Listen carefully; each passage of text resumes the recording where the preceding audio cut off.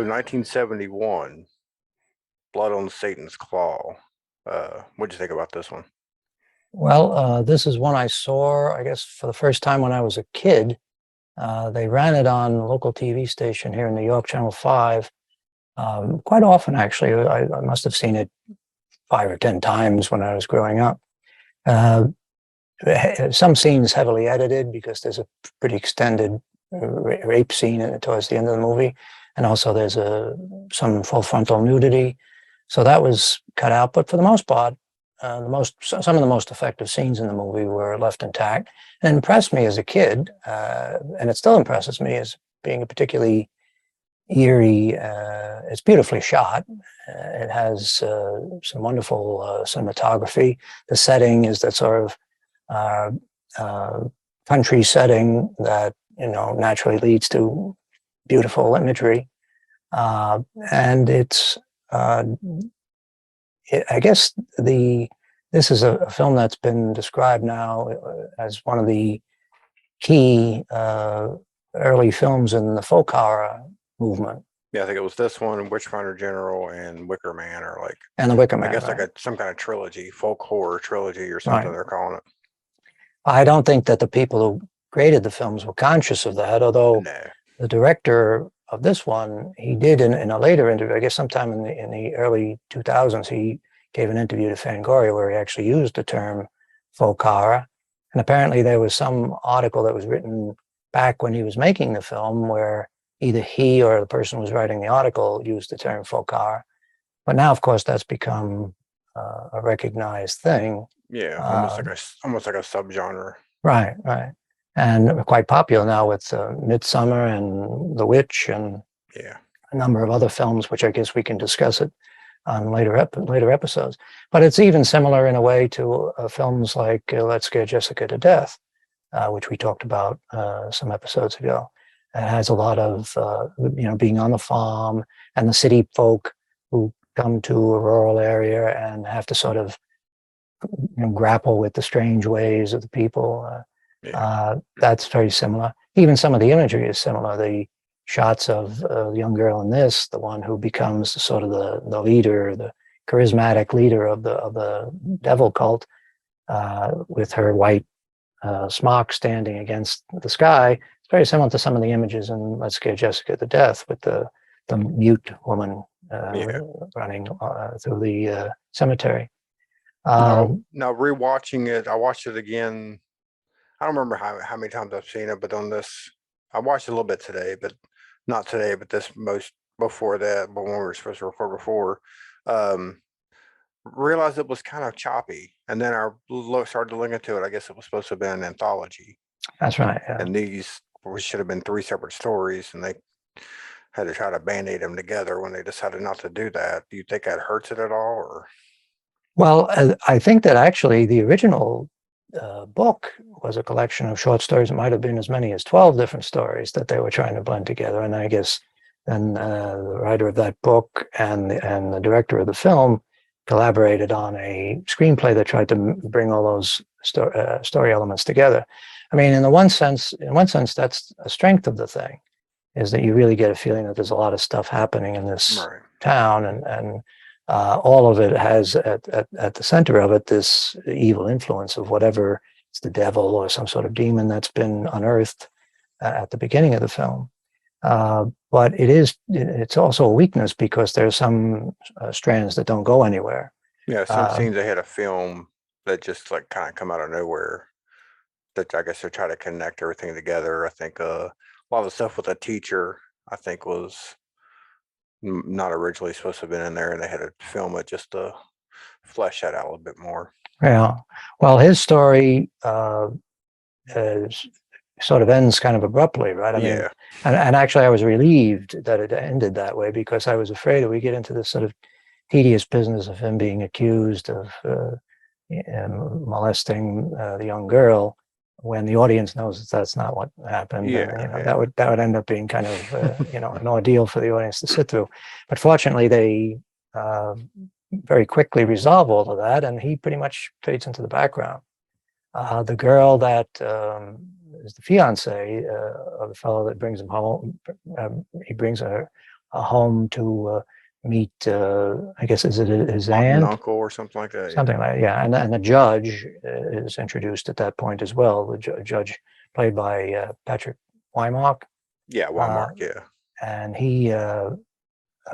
this fellow brings this young woman home. I guess they've eloped. She's like a country girl, and I guess the aunt doesn't think she's. Yeah, they don't like her at all. They don't like her. Attic. So they stick her in an attic, and there's the clothing and boots of the previous occupant. I guess maybe somebody that passed away. That's the way. Yeah. Hanging overhead, and I thought it was kind of an interesting imagery that she's actually under the boots of the guy that was there before.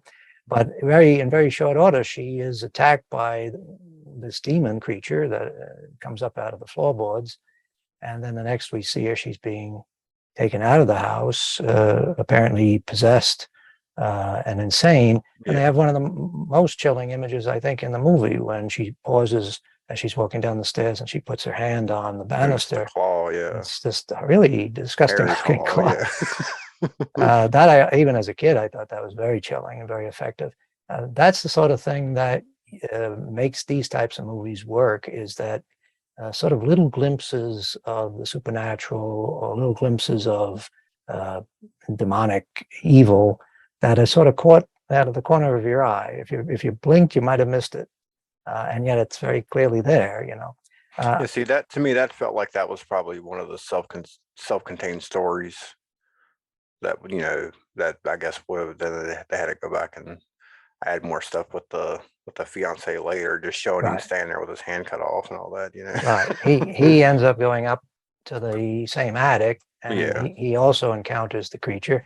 But there they have one instance where they suggest that maybe at least part of what's going on is in the mind. In the mind, yeah. Because he thinks he's being throttled by the hairy claw of the beast, and he chops it off, grabs a dagger and chops it off, and it turns out he's cutting off his own hand. Yeah. So I would say a lot of these stories are probably, you know, if you're going to go by folklore, probably written and have double meanings or metaphor for, like, you know, Black Plague and all that, you know, or just people going, you know, insanity and all that. So, well, the idea of the patch of hairy skin, the devil's skin that shows up, that probably is something that people, and this is supposedly, I guess, taking place in the 17th century. Yeah. So that's something that probably a lot of people, particularly in rural areas, would be familiar with. The idea of suddenly discovering some horrible deformity on your skin. Yeah. Where did that come from? You know, and the fact that you know, the only thing you could really rely on if you were living in that sort of situation would be what we consider folk medicine. You know, the sort of old wives' approach to curing people. I mean, similar to what we see in this, where they test to see if the woman's a witch by throwing in the water. In the water, yeah.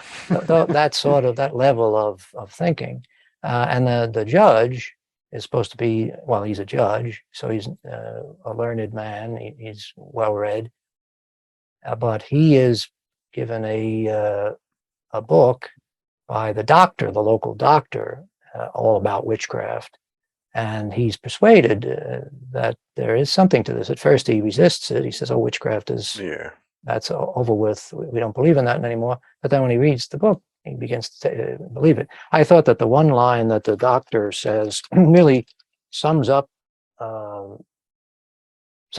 this movie and maybe the whole folk horror movement, where the doctor says to the judge, "You come from the city, you cannot know the ways of the country." And that really says it all, right? Yeah. The city folk, no matter how smart they are, they just can't understand how country folk, you know, operate. And there's, in that instance, it's an example of somebody who isn't a learned person, somebody who is well-read, assuming, if I can read into it, assuming that if there's a book that has this in it, since he's used to learning from books, there's a book that has all this stuff written down on it, then that must mean there's something to it. But he goes from being a non-believer to the ultimate believer almost like that, you know. I mean, he disappears from the middle of the film. Yeah, We yeah, assume he's off digesting all of this stuff. But when he makes his return, he's almost like Matthew Hopkins, yeah. wielding the sword and although I did think that that's another flaw in the film, that the ending is kind of weak. I don't think they should have shown which I guess it's supposed to be Behemoth, and I guess blood on Behemoth's claws not as catchy. So they Yeah, just put Satan in the title.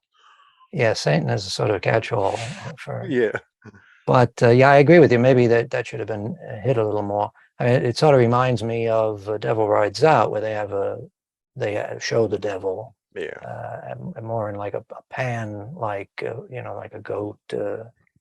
I think actually Christopher Lee calls him the goat of yeah. I think so. Yeah, Mendes or something like that. Uh, but probably never a good idea to. Although I have to admit, the skull part of the creature is interestingly bizarre and weird. yeah, But the body of it is probably not that impressive. yeah. The Plus claw itself, yeah, and him, that actor swinging that big sword around slowly. yeah. It was just, Well, you could see that they realized themselves. And I imagine that if I haven't listened to the Piers Haggett's commentary track. I assume he has done one because I know they've put this out on DVD and Blu-ray over the years. But I would bet that he probably would acknowledge that wasn't the best scene in the movie. And sort of the tip off is the fact that they decide for the first time in the movie up to that point to start using that sort of pixelated, not pixelated, but the sort of still image effect, almost like a stop motion effect with a series of still pictures rather than just letting the action flow at the normal frame rate. And I guess that's a way of sort of hiding how awkward all of that came out. yeah, But it's particularly disappointing because he says, something to the effect of, when I come back, this, you're not going to believe what you're going to see. Oh yes, he says he'll use undreamed of measures to conquer the evil, which turns out to be a little bit of an overstatement, right? I mean, yeah. basically shows up with a sword that we don't really understand the magic or the mojo that Yeah, we sword don't. has. Yeah, the first time we see it, we don't know anything else about it. So he shows up with that, and then all the girl who's leading the cult and the demon itself take turns sort of throwing themselves on the sword, which is not really very spectacular. And as a general rule, in most dramas, uh, going back to the silent era, and maybe even going back to early stage stuff, even going back to Shakespeare's time, you assume that the climax of the film and the when the villain is vanquished, that's going to be the height of drama, right? That's going to be spectacular, and it's going to be dramatically fulfilling, right? The audience is going to really feel something. You don't really feel something at the end of this. But that's a relatively minor flaw. I mean, it is hard to pull off, particularly for low budget films. This company, Tygon, was one of the rivals of Hammer. As a matter of fact, they had their offices apparently in the same building that Hammer had their offices in. Hammer was actually a company that existed going all the way back, I think, to the silent era. Yeah. And they had an office in London, which actually had on the front of it Hammer House.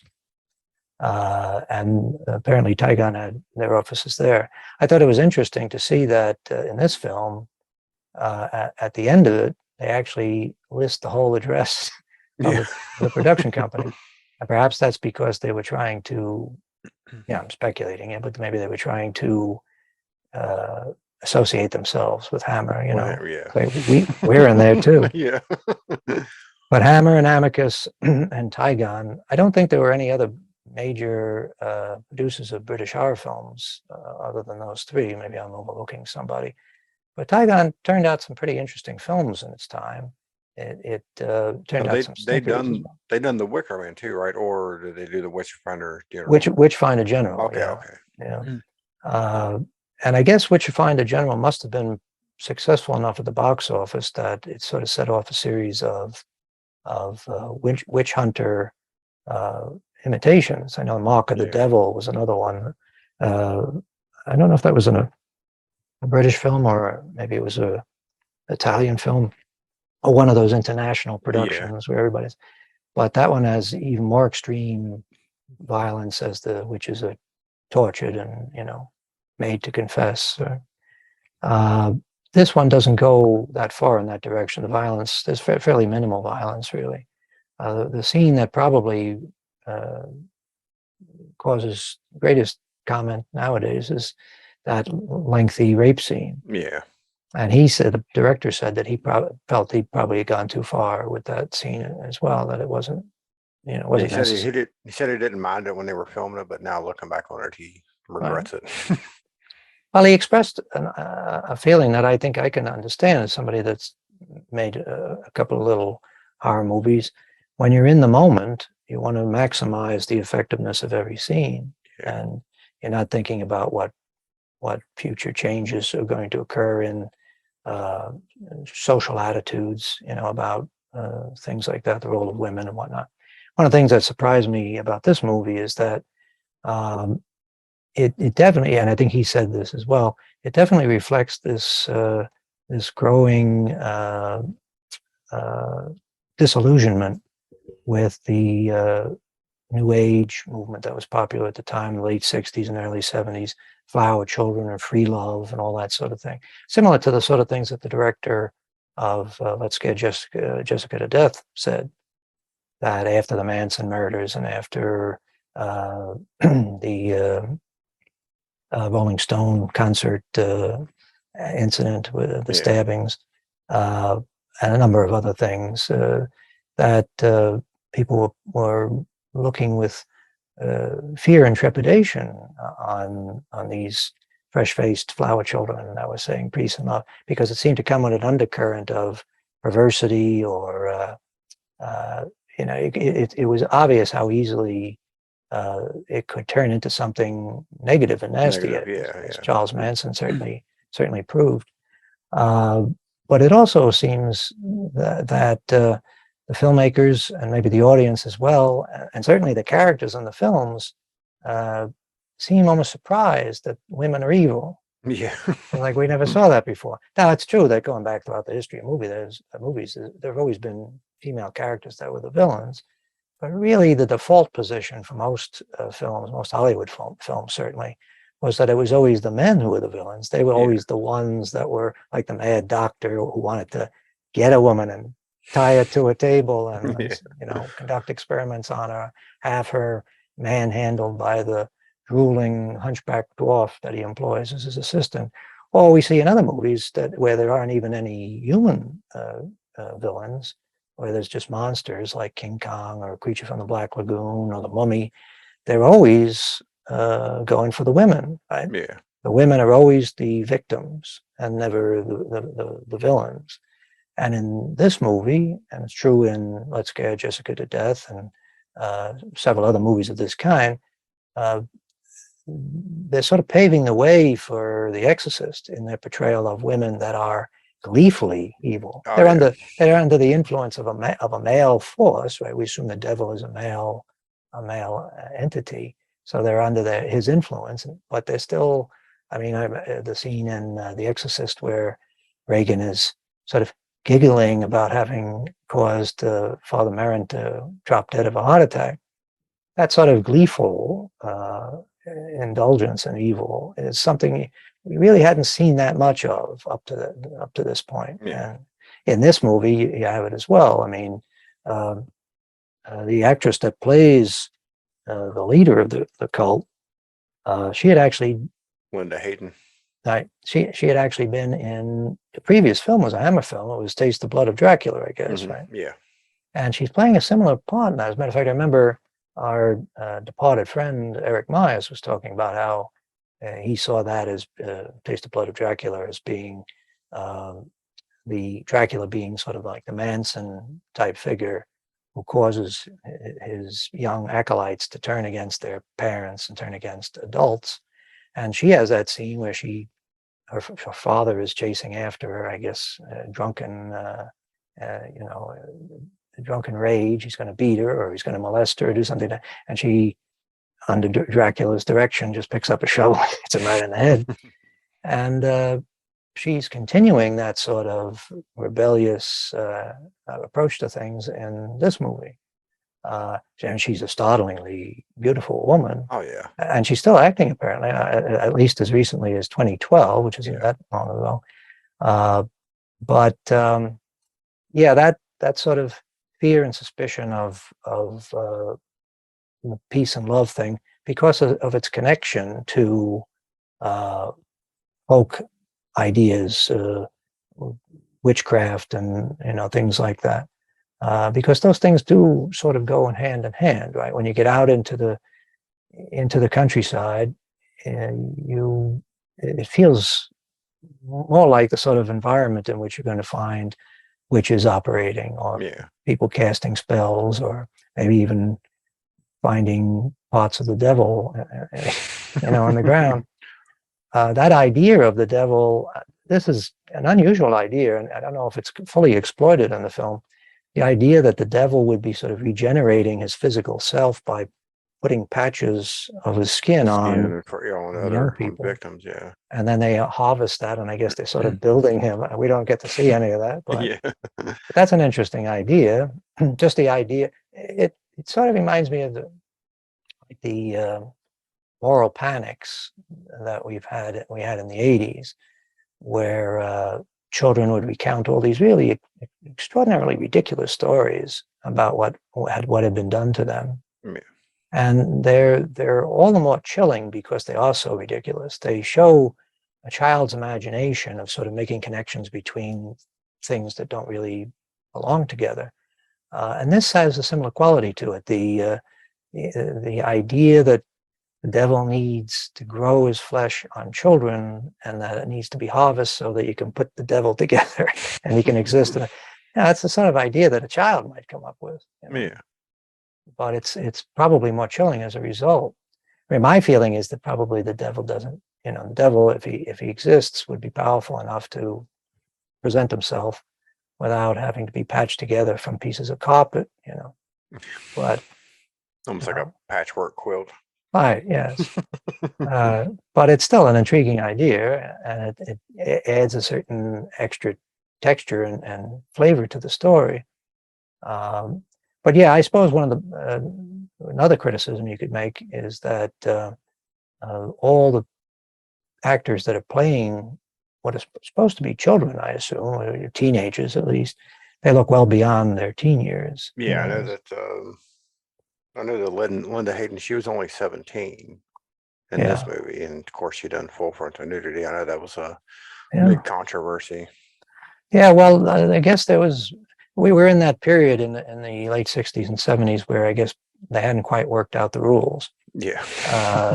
And I know Natasha Kinski did nudity in To the Devil a Daughter, which was Hammer's final horror movie, I guess. And she did full frontal nudity in that as well, before she reached her majority. Yeah. I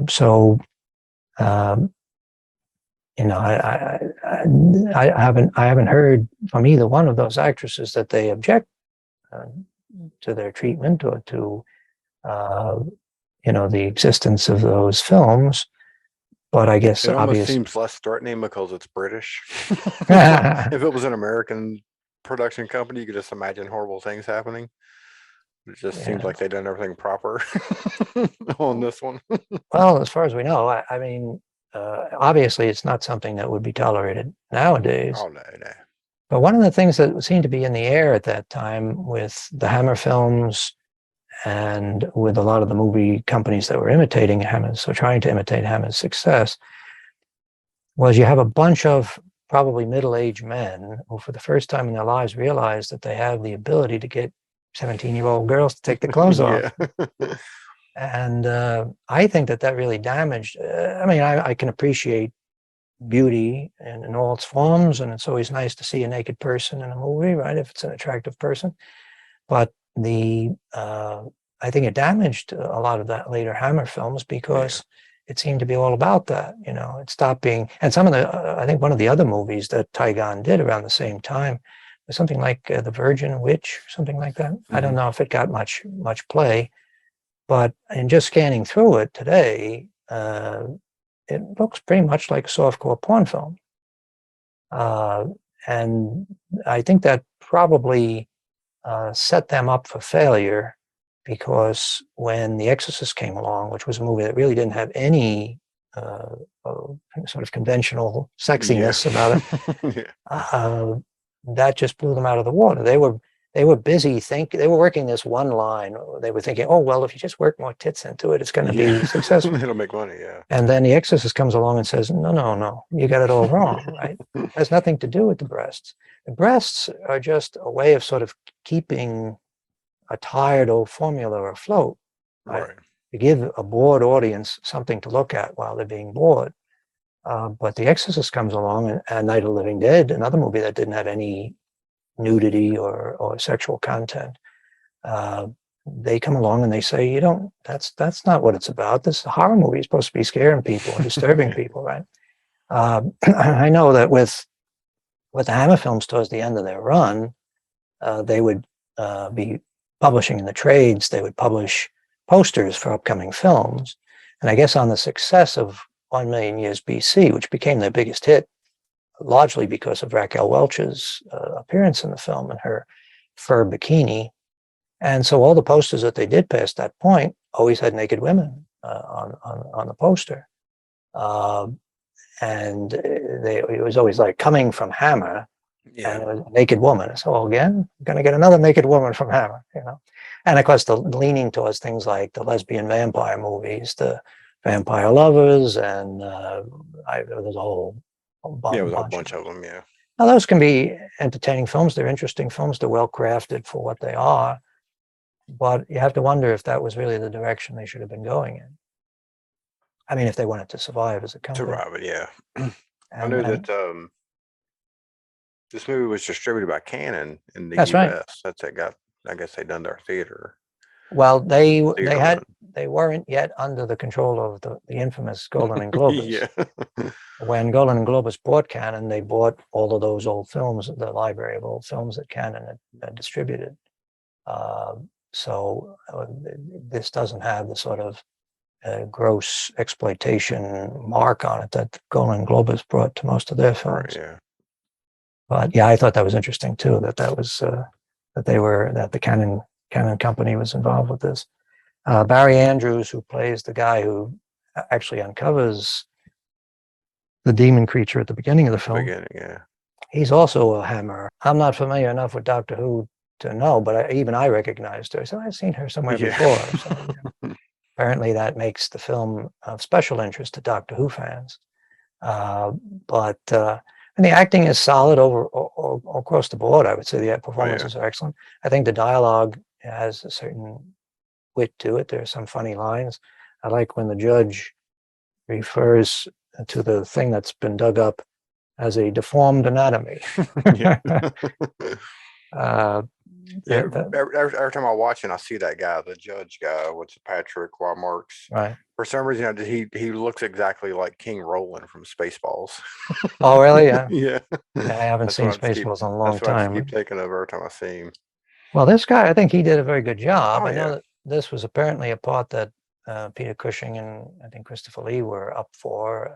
They were asking for too much money. This fellow was mostly a theater actor, apparently, and he passed away before the movie was released. He died at 50, so that's kind of a shame. Maybe he would have had a career in horror movies. Piers Haggard, still alive. Matter of fact, I followed him on Twitter recently. He has a Twitter account. He actually was the director of the TV version of Pennies from Heaven, the Dennis Potter TV series that was quite a sensation back when it first aired in the UK and in the United States. It was such a big deal that actually Steve Martin did a movie version, which wasn't quite as good. Piers Haggard also went on to do Venom, and if you can imagine such a misfortune, he actually had Oliver Reed and Klaus Kinski in the cast. Right. Oh my goodness. Apparently his commentary for that is something to listen to. I'm going to have to try to track that down. He also directed the last Quatermass series. You're familiar with the Quatermass Hammer actually did movie versions of the TV Quatermass shows that were done by Nigel Neal, written by Nigel Neal.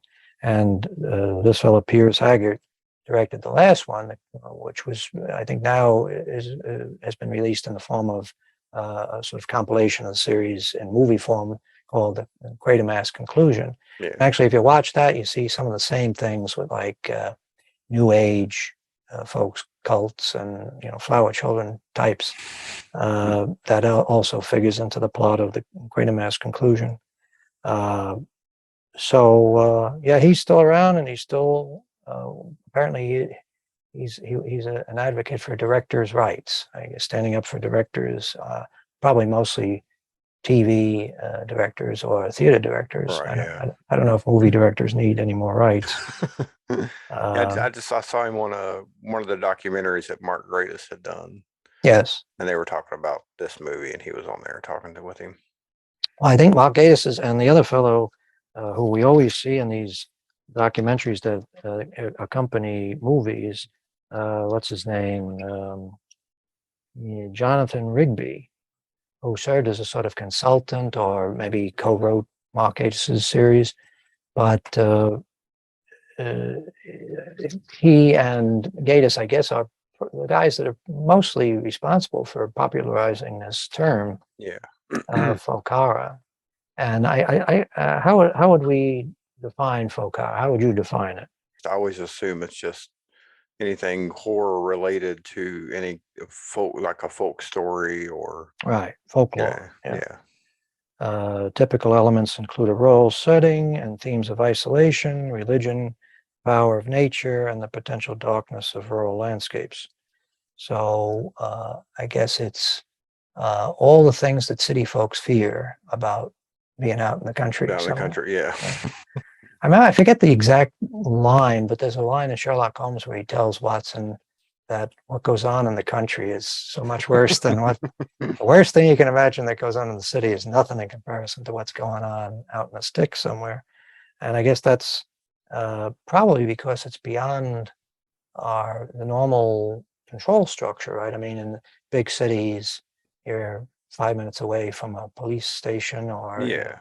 Would be the same thing too as like the reverse of people who live in the country watching Rosemary's Baby and going, "That's why I don't live in the city because it's evil," That's right. Yeah, it's sort of like it flips that, right? I mean, it makes the city seem like this sort of nest of ugly stuff that's going on.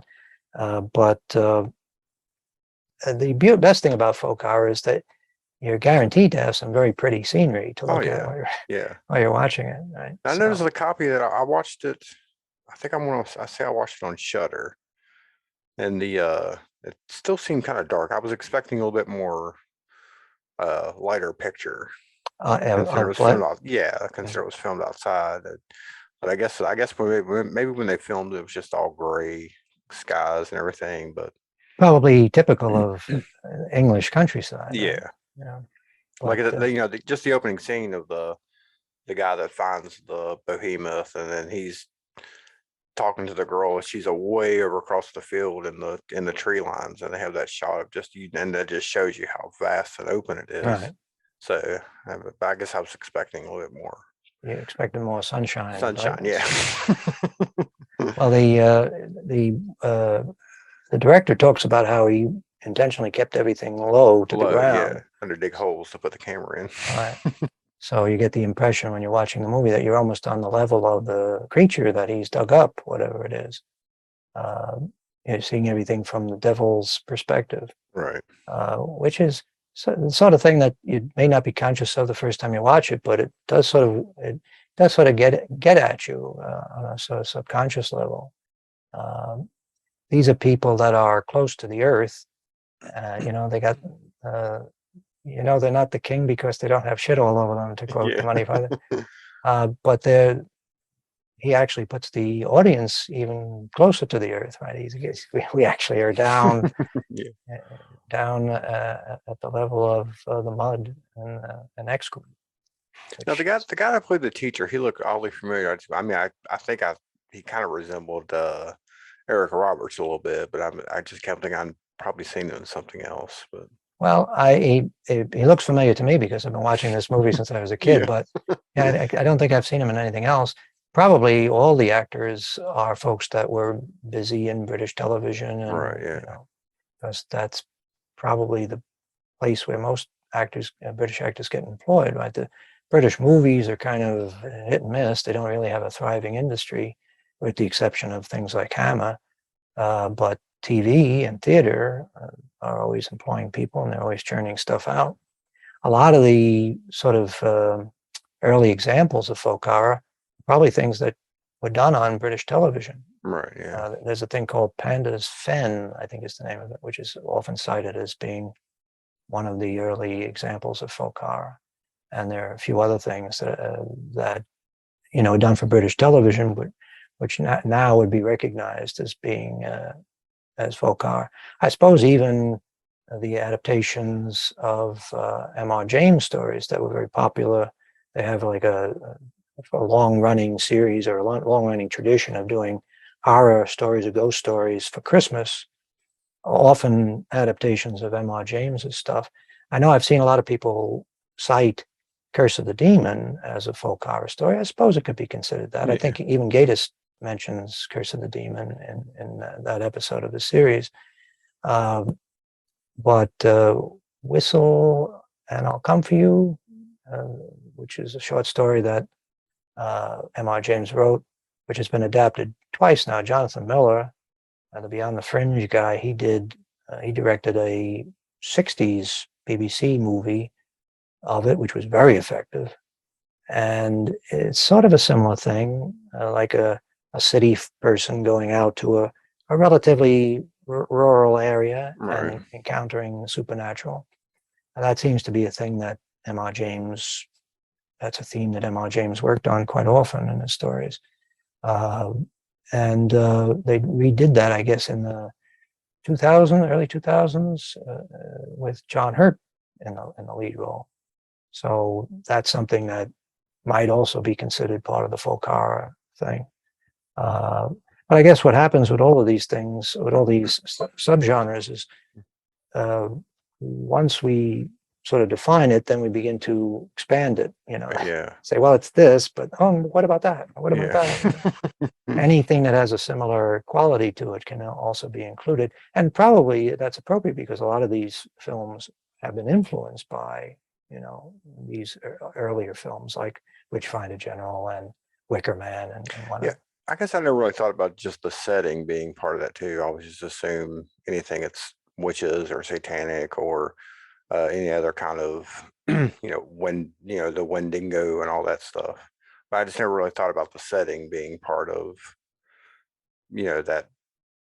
You have to be in that setting to be considered that folk horror. Yeah. Well, I mean, putting it in a rural or a bucolic setting gives all sorts of advantages to the film. Obviously, it's probably cheaper to shoot in the countryside than it would be in a city, and you have all that beautiful imagery. A lot of the stuff in The Wicker Man, with like the naked girls dancing around in a sort of Stonehenge environment, that looks something like what we see in this movie with the groups of young folks cavorting in the fields, playing their games, as they call it, and putting on the flowers and the hair and all that stuff. I have to go say the scene where they're bringing that girl up to be raped or whatever. That's just a beautiful scene itself. They're all just walking slow in single file line with their flowers in their hair, and right. Yeah, it's got a lot of going through the color woods. and The old, I guess it would have been an old castle that was tore down. That's what they're in the remnants of. That looks really good. Yeah, and he really works good contrast to a rape scene. Yeah, well, that is always what you would want to try to do, right? Is to have the grotesque contrasted with the beautiful. Right? Yeah. So you have a group of young people that look physically beautiful, and then they're doing something that's extraordinarily sadistic and horrible. That makes that's much more potent, right? Yeah, it's much more shocking when you see it. Like, if they were backwood hicks, you'd be like, okay, I almost expect them to do this. Right. But since they're all, clean, educated, Well, children, you think, okay, they're not going to be that evil. they look like normal kids for the most Yeah, part. yeah, Yeah. He works in a couple of old folks, a couple of old crones, just to give a little flavor to those shots, right? And to show that it's a multi-generational thing, that yeah, evil isn't just something that started with this generation. But yeah, the overall effect is it creates a sort of nauseous quality, almost like a fever dream quality.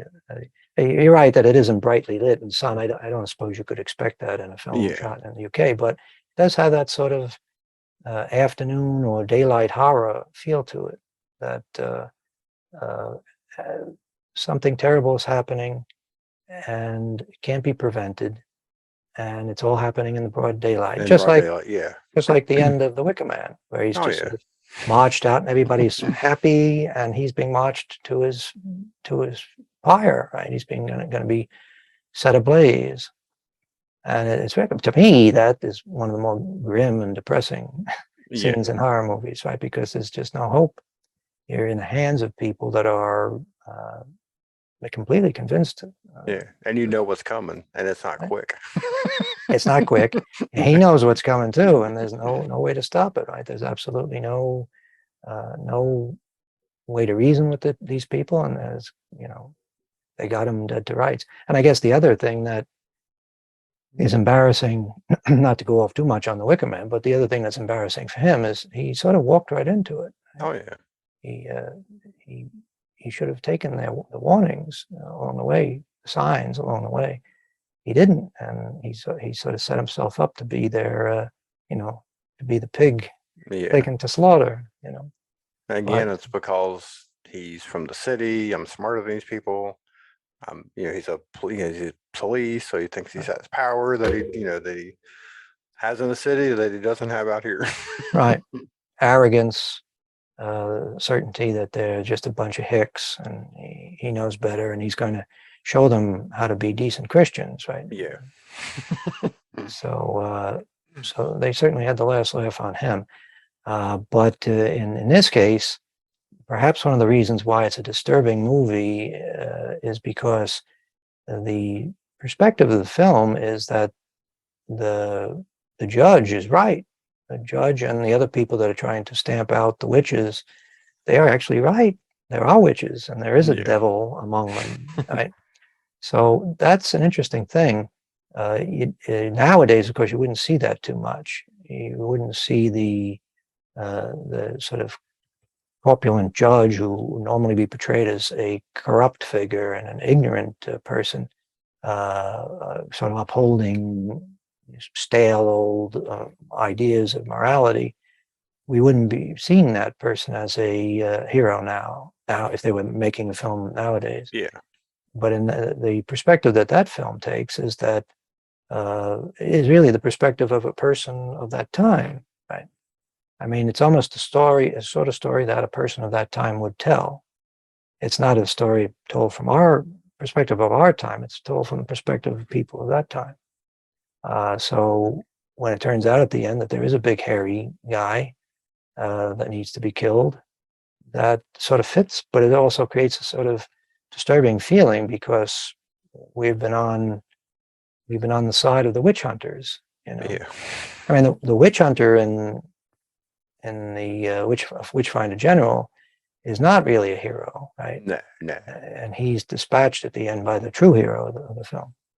But in this, Witchfinder is the hero, and he gets to kill the bad guy, the creature. I mean, I do feel that this does sort of work as a sort of lead-in to The Exorcist, because the judge is very similar to Father Merrin, right? When all the other avenues have been explored to deal with this problem, the judge shows up with his holy text and with his sword, or his crucifix in the case of Father Merrin, and he's the guy that sorts things out.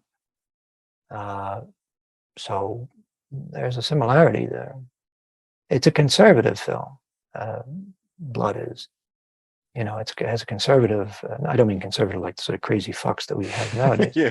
I mean conservative in the old sense, in the traditional sense, of trying to preserve like traditional values and Christian values, especially. Uh, so so that makes it interesting. It could Yeah. just as easily have gone in the other direction and tried to suggest that all this is going on in the minds of the young people. Yeah. Now this was 71, so we really didn't have a satanic panic. So these movies weren't controversial in that way, right? When they came out. Well, I mean, the reason why movies like Rosemary's Baby and The Omen and The Exorcist contributed to the Satanic Panic is because of the overwhelming popularity of it. Yeah. This film probably made little or no impact on the box office. It wasn't very well reviewed when it was first released. I don't know how far a reach Canon had as a distributor back then. So in the United States, I don't know. I think this was on a double bill with some other supernatural horror film. I forget which one it was. So it just didn't have the sort of impact that something like The Exorcist would have, simply because people didn't see it.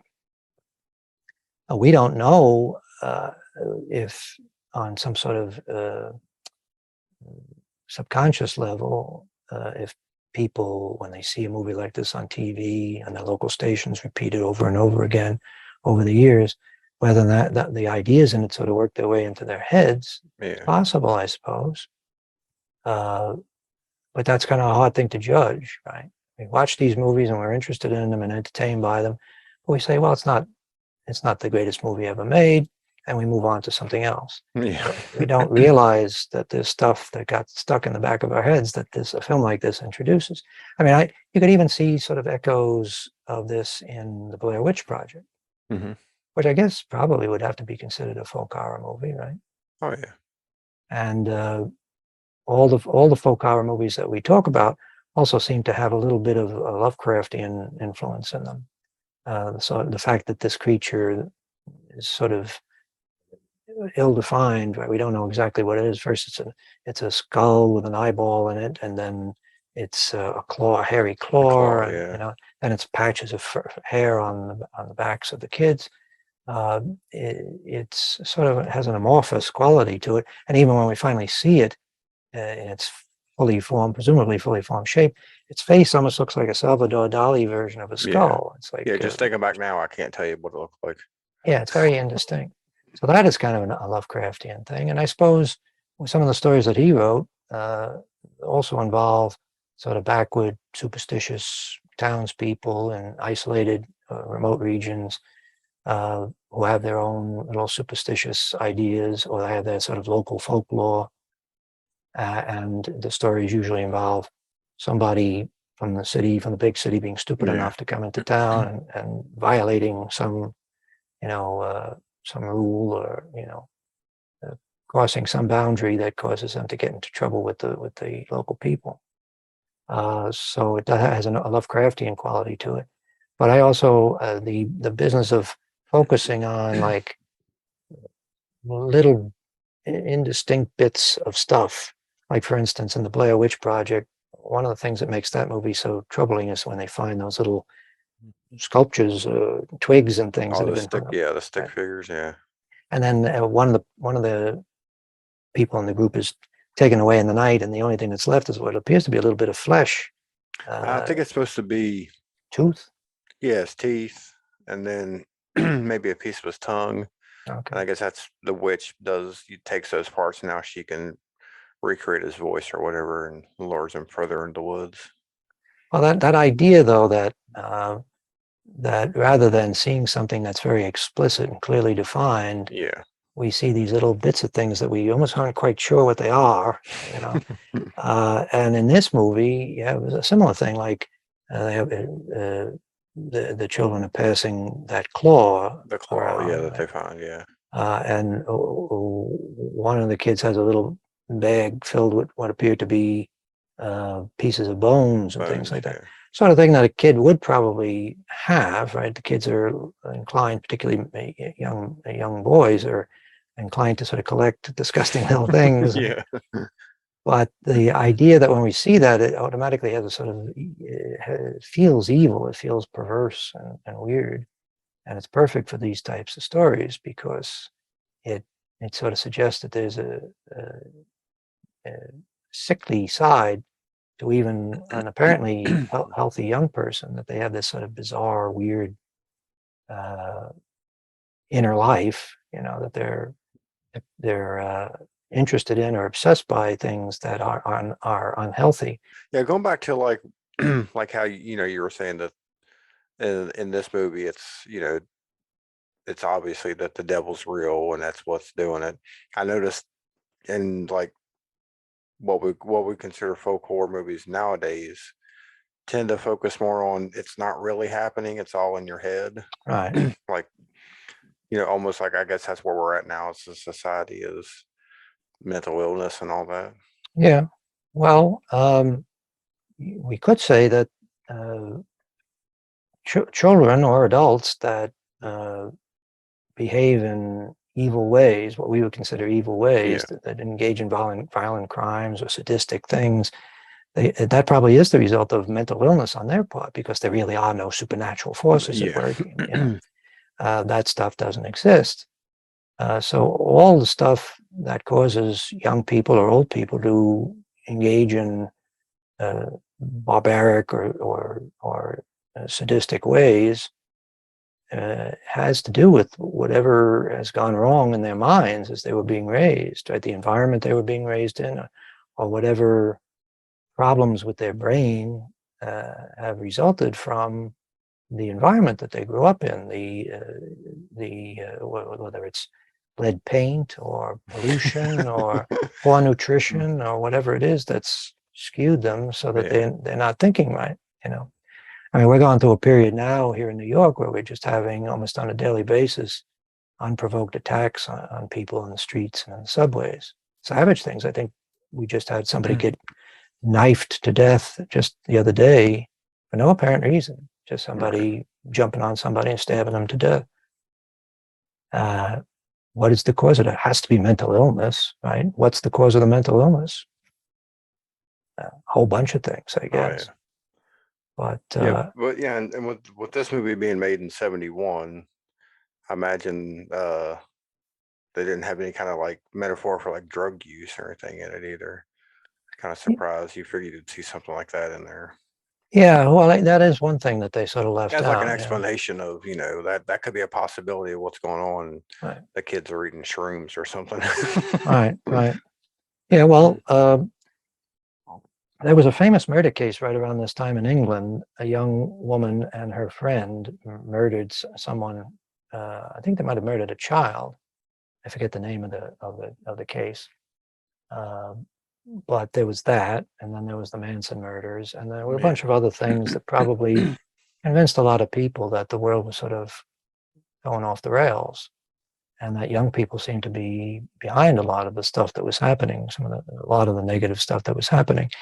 To be fair, there were a lot of people at the time who were sort of what we would call now thought leaders, people who were culturally important, rock stars and things like that, who were flirting with some pretty unpleasant things. Like a lot of the rock stars sort of flirted with Satanism and witchcraft and things like that, an interest in Aleister Crowley. They may have had their explanations or their rationalizations for doing that. I remember even David Bowie at one point got into trouble for expressing an interest or an admiration in Hitler. Right. Matter of fact, there was a big scandal when he appeared to give a Hitler salute on one occasion. So a lot of the folks that were sort of leading the culture at the time might have been guilty of being slightly irresponsible by publicly indulging their interest in these types of things, which aren't really helpful or productive, really. Obviously, the Salem witch trials were basically a fraud. It was a miscarriage of justice. It was people they were not witches. Yeah. And they were executed eventually for a variety of reasons that had nothing to do with the supernatural powers that they might have possessed. And you see all through history, really, right up to the present time, people using that witchcraft or supernatural stuff as a way of damaging the reputations of folks. I mean, we just fairly recently we had, I think it was a congressman or somebody accusing his opponent of being a witch, or something like that. So that's a pretty what's interesting to me, and I guess when I see there's this video of a couple of old people out in countryside somewhere near their still, dancing around a cutout of Donald Trump, and to me, that's the horror of the the folk people. The rural horror is that you have folks that have been cut off from any opportunity to really educate themselves and broaden their minds and be able to deal with the business of thinking, right? And so they're particularly gullible. To me, it's the most perverse thing that these folks practically, dancing barefoot in the mud around this false idol, somebody who in real life would have no interest in even. Oh no, and he knew that, and that's why he he knew what he was doing, right? When he said all those things. He knew on an intuitive level, because I don't think he's any smarter than those people that are dancing around his cutout. He knew on an intuitive level what sort of message that they would respond to. Yeah. So that to me is sort of like our modern version of folk horror. Yeah. That we have that people out there in parts of the country cut off from, not just cut off from, the sort of conveniences of the big city, but cut off from reason. Right? They're living in their own bubble of I don't like to use the word ignorance because it sounds like we're insulting them. And I think that they're really victims more than anything else. But all of these things, I suppose, are inevitably going to come up because they seem to, it's almost as if the stuff we see in these folk horror movies, and maybe it's true about horror movies in general, they're sort of like warnings of what things are going wrong in our society. And maybe in a way, it's a positive thing that we have these horror movies sort of waving their hands and saying, be careful, look out what's happening. But in a way, maybe it's not such a good thing because people view them as entertainment. And when the movie is over, they think, okay, well, that problem is solved. Yeah. And they don't recognize that these things may have some relevance in our day-to-day life, that you might be encountering. There might be a sizable portion of our population that is just as ignorant and superstitious and backward in their thinking as the characters that pop up in these folk horror movies. All right, yeah. I mean, I always thought it was kind of interesting that the guys that are in the VFW hall and Let's Get Jessica to Death, they look like they would be attending a Trump rally nowadays. So none of this is new. It's just that we haven't done anything. We haven't taken any steps to prevent these things. Try to fix it. But anyway, I don't mean to go off on a rant. But, that's fine. These movies always put me in that sort of frame of mind. I don't know why that should be, but Mark of the Devil is even more severe. I don't know if you've seen that one. I think I have. That has a lot of pretty extreme violence in it. But so the attitude that it takes is that the torturers, the witchfinders, are not the heroes. Yeah. So I don't know, given my outburst in which I express my political leanings, I don't know if I should be so enamored of On Satan's Claw because, it has a sort of backward perspective to it. But I don't know. Where does that leave us? Well, I mean, if you think about it, it's basically just good versus evil. Evil is what that's, what these stories are. So, back then we weren't connecting that with politics as much as we would now. You know what I'm saying? What might be the central problem with anybody of a progressive or liberal bent who wants to do horror is that if you're doing supernatural horror, how do you explain that? I mean, it's sort of like the problem that Ira Levin had. He was very definitely more on the liberal side in his thinking, and yet he saw that there are a lot of people that used Rosemary's Baby uh, as a sort of starting point for what became that moral panic. There was this preschool, Martin preschool Yeah. trials and all that sort of thing. Now, nobody's blaming Ira Levin, but he recognized too that The Omen and Rosemary's Baby, all of those films, The Exorcist, played a part in directing people that way, and getting people's minds prepared for that way of thinking. Uh, so originally, I guess he was thinking of doing Rosemary's Baby as a story about an alien rather than Yeah. the son of the devil being born. He was looking for a way to avoid having to deal with Christianity, uh, talking about the devil and Jesus wasn't really the point that he was trying to make, but he was trying to make a point about something else, and he was using those things as a sort of on ramp to the discussion that he wanted to have. Yeah, maybe we should have more movies where the witches and the Satan worshippers are the good guys, and they beat down the bad Christians. Well, I mean, in a way, it is, even as a progressive person who would normally not be siding with the Witchfinders. Right.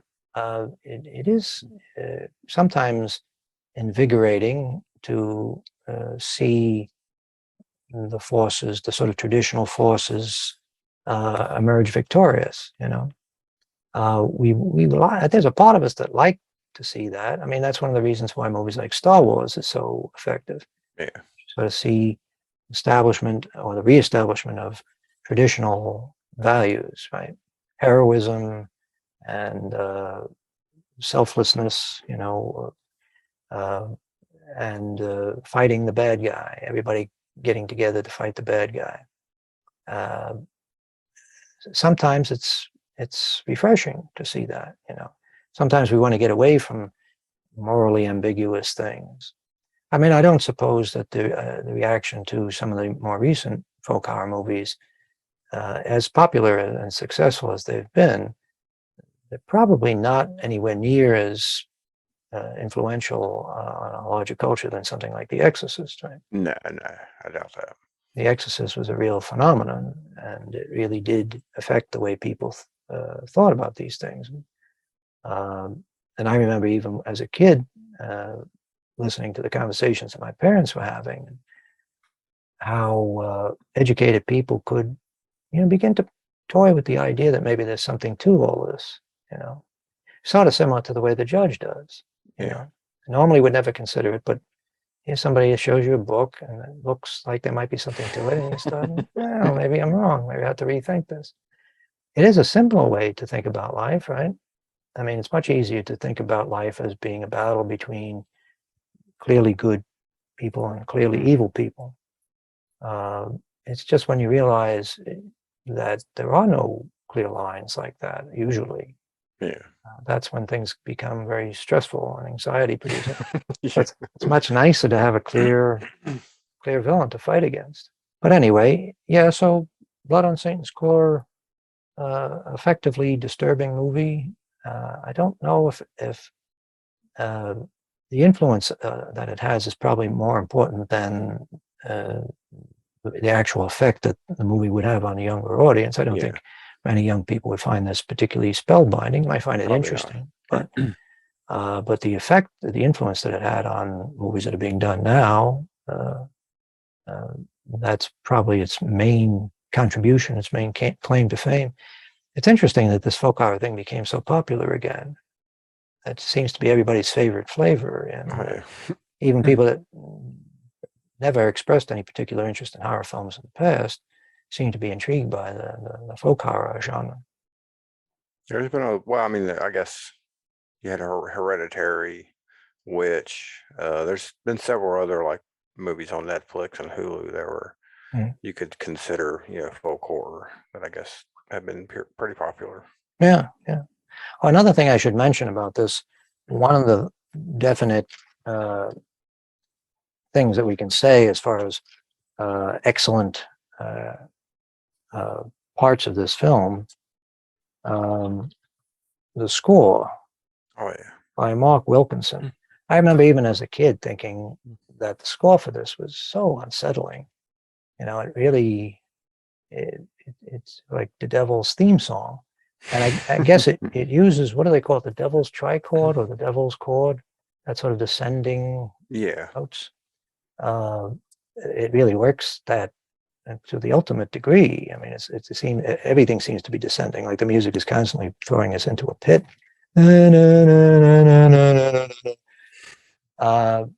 Very effective, very chilling. I think that fellow Rigby, Jonathan Rigby, who did the history of horror with Mark Addis, he said that he thought that this was one of the best scores ever done for British horror film.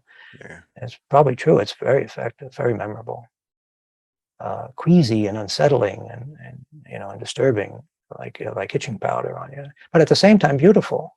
Oh yeah. I was thinking there were some parts in it that just thinking back about it, there was some instruments used that for some reason made me think of like a lullaby. Mm-hmm. Like, then I guess that kind of links it up with the kids or whatever, Right. but almost seemed kind of chipper.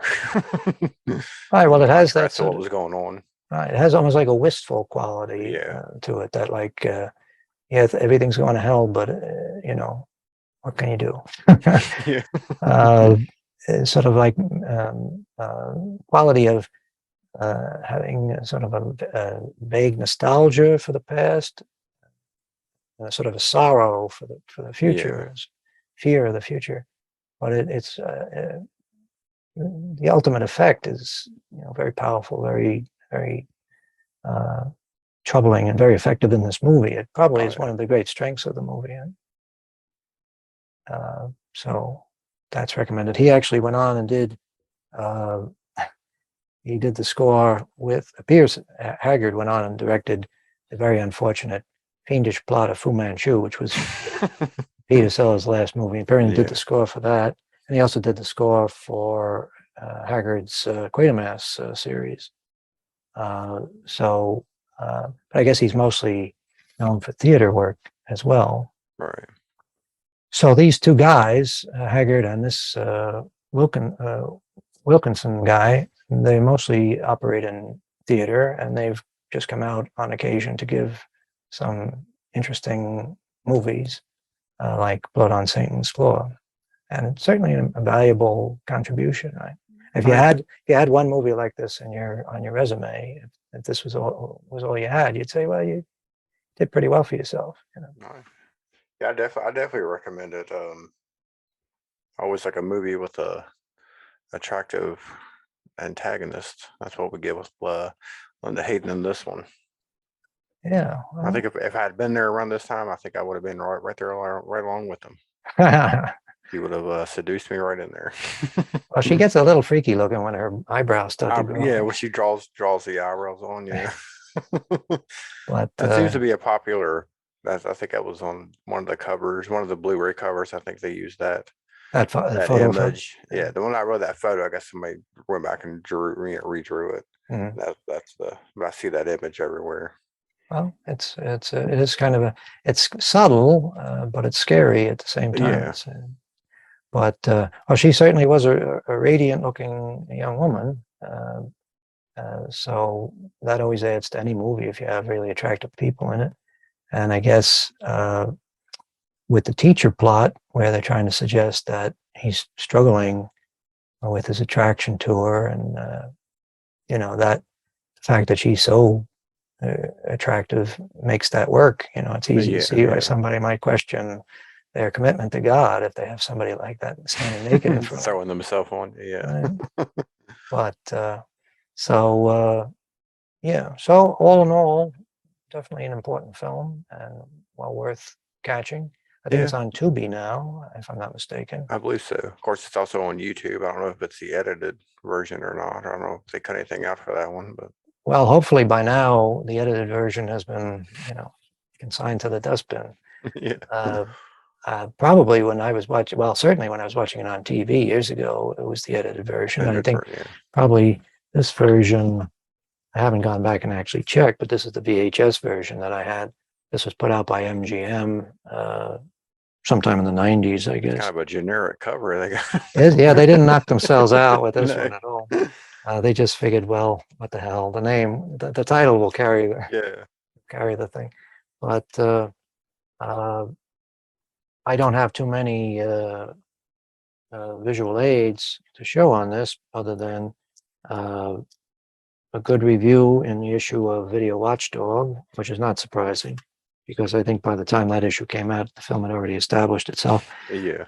But this is actually an early issue of Cine Fantastique. Matter of fact, I think this might be one of the earliest issues of Cine Fantastique.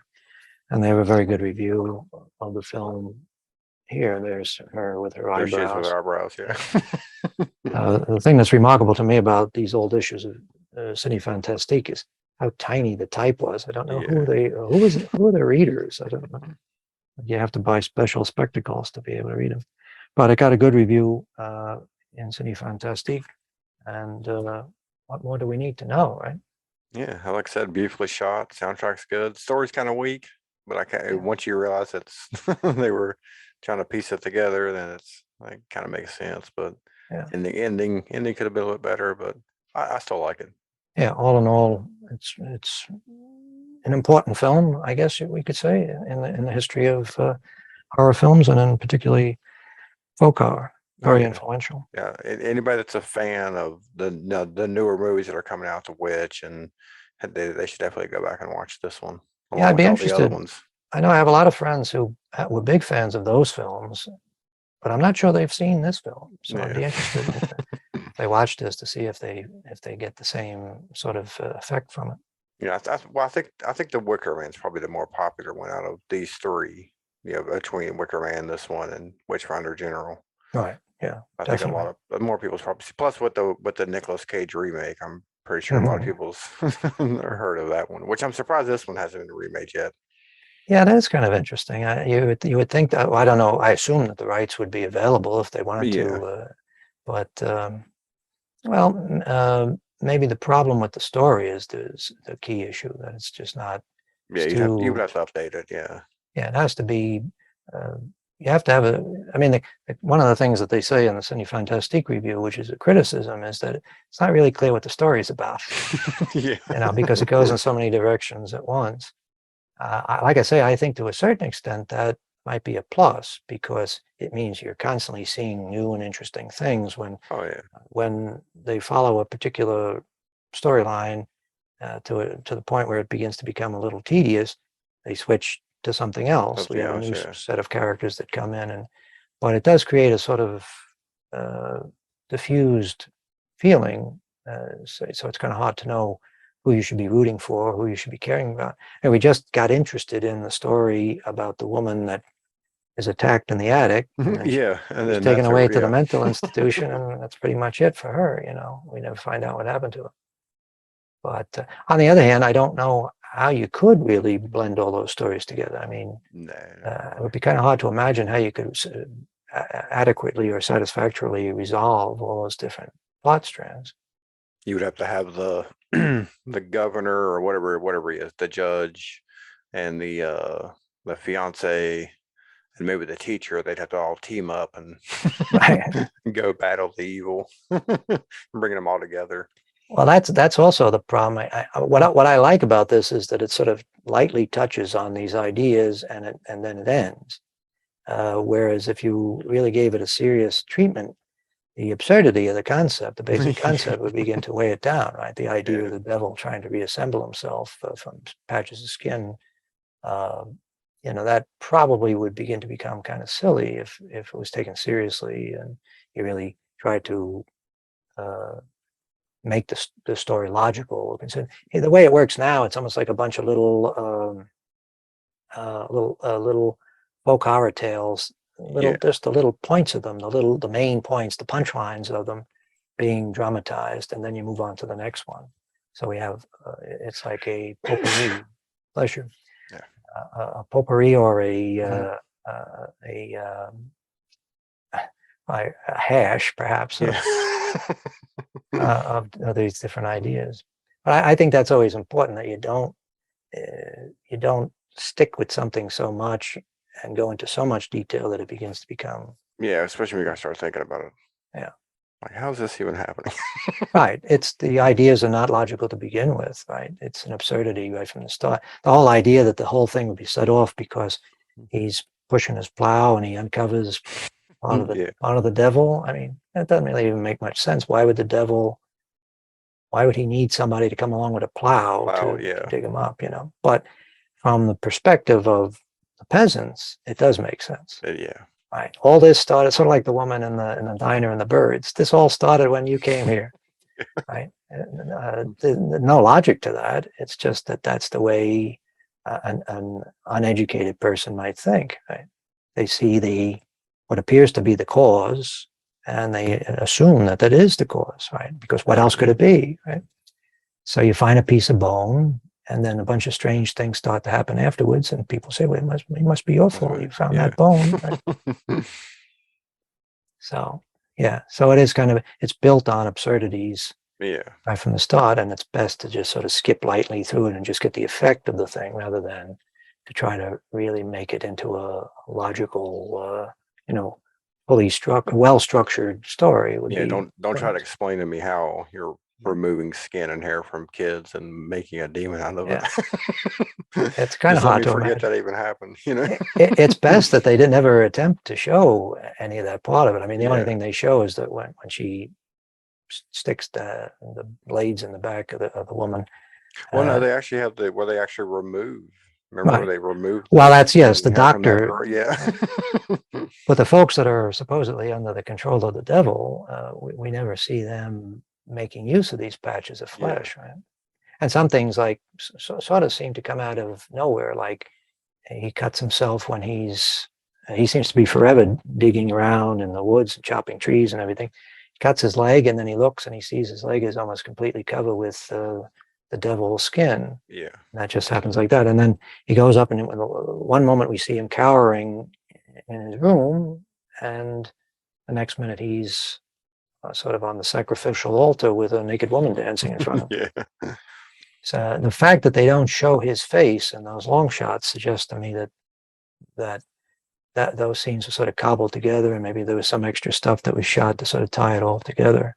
That actor wasn't really there for some of that, But there again, probably weakened a little bit by the insistence of working in more breast nudity. Right? They have to get some model to dance naked in front of them. I'm not complaining, but well, I mean, if you're making a movie and you have problems with the plot, I suppose that's a great way to hide the problems, right? But it also sort of reduces the impact of the thing overall. It sort of reduces the integrity of the thing. Right, yeah. Because it seems more like those other witchcraft movies that have been done. Most of them prior to this movie, I don't think you saw many naked women dancing around. But there was always, like in The Devil Rides Out, they would always try to simulate what an orgy looks. It always looks silly because it's actually having sex. Apparently, orgies were things where people sort of scream with laughter and put grapes in each other's mouths and splash liquor all over each other. Yeah. There's no actual sex involved. But I guess with the 70s, when the 70s came along, and you actually had porno films being distributed pretty widely, they became a little more open in the nudity and the sexual stuff. As a matter of fact, probably more liberal in their use of nudity and sexual content in those movies in that period, in the late 60s and early 70s, than they would be now. Oh, yeah. There was a period there where it seemed like you could do pretty much anything you wanted. So if you're interested in seeing, things of that extreme, you should seek out the other movie that The Tygon movies, released. yeah. The Virgin Witch is the one that is practically a porno film, softcore porno film. So something to check out. All right. So, well, I guess we both recommend everybody watch this one, especially now. It's Halloween season. Yes, great movie for Halloween, that's for sure. I don't know if the rape scene would go over too well at a Halloween party. Probably not. Not for mixed company, but generally the feel of it is very Halloweenish. Absolutely. And I guess for Halloween, they can watch your movies too. Where can they find those at? Well, my movies, Demon Resurrection and Sleepless Nights, are both available on Amazon. And Demon Resurrection is available for free on Tubi TV. And Sleepless Nights is available for free on Plex TV. And coming soon to other platforms. Yeah. But if people do a search on Demon Resurrection or Sleepless Nights revamped, they should find it in a lot of different places that they can either buy it or watch it for free with ads. I recommend both of them. Thank you, sir. I think it's only to rent it. It's only $1.99 on Amazon. Yeah, it's very inexpensive. Just get that we don't sit through the ads on Plex. Right. Yes, I would say the same thing. I mean, I'm appreciative of the fact that Plex is carrying the film. Oh yeah, yeah. But if you want to watch it without ads, it's probably best to just spend the $1.99 and you'll own it forever. Even if it's like $2.99, it might be $2.99 to own or $1.99 to rent. But it's you can own it forever, as long as Amazon exists at least, and you don't have to worry about those pesky commercials. Right, because they got a lot of them on there. Yeah, well, I mean, Tubi really set us in that direction when everybody realized that there was still a big audience of people that are willing to sit through commercials. The lid was off, right? Oh yeah. You have now a bunch of these new free with ads services, and they all seem to be doing reasonably well. So it's a blessing in a way, because for the filmmakers it means some more money. It's much easier to make money from something that's being given away free with ads than it is to make money with something that you're asking people to actually buy. Yeah. Plus, it gives you exposure. Yeah, I think so. What I would say is that just like Blood on Satan's Claw, which I saw on commercial TV, local station originally, and it's true of a lot of movies that I love now, and movies that I really consider to be important and influential in the films that I made. Those are films I first saw loaded up with commercials, and sometimes with the horror host breaks, the Creature Features Creep or whatever he was, and those type of folks, and it didn't damage my enjoyment of those films. No. But once you see that you like a film, then you seek it out on home video or streaming, so you can get the thing without all of those interruptions. I mean, I watch stuff on Tubi. I don't mind they don't have a lot, but when I try to watch them on Plex, they have way too many. Well, I think Tubi had a smart idea of not hitting you with a lot of commercials in the first half hour. Yeah. And Plex doesn't seem to play by those rules. They start the presentation with commercials, which I don't think is smart. No. I think that's a great way to chase people away. Let the people get into the movie and start to care about the characters, and then hit them with an ad, But when they're ready for that first bathroom break, that's when you want to throw the ads. Right. Well, it almost is a convenience for people, right? Yeah. So that they don't feel like they're interrupting the movie, themselves. That it's taken out of their hands. There's a commercial. I can go take a pee. But yeah, I think that probably would be a wiser course for all the ad-supported movie channels to try to wait. And this is true of broadcast TV as well. They used to do this. In the first half hour, you usually try to have very minimal commercials. And then in the last half hour, it's every 5 minutes.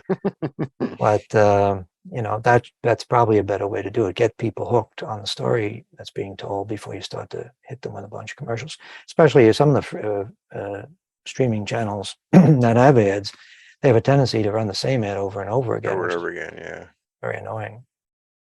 But anyway, well, however you see it, I think Blood on Satan's Claw is worth catching. Oh yeah, I'm gonna track down. I think Vinegar Syndrome had a Blu-ray release. I'm gonna try to find that one. Oh yeah, it might be good to have. Yeah. Well, the copy I have is an MPEG-4 file, which is pretty good, solid, high definition copy. But I guess the only problem with collecting MPEG-4s is that you don't get all the supplementary material that comes with a hard drive, with a physical media. So yeah, that might be worth having. Yeah, if you can get it at a reasonable price. Reasonable price, yeah. You know what it might be going for now. Yeah, I don't know. I don't know if they've sold out of it or not, but Probably they sold out the first 5 minutes, and probably. now it's like $200 for a copy. It's already been opened. Well, that's a good way to save money, actually. You buy an old used. used copy. Yeah. Yeah. Keep that in mind. Maybe I'll do that. All right. Well, this was a good episode, and till next week, we will continue to watch the good, the bad, and the cheaply made. Thank you, sir.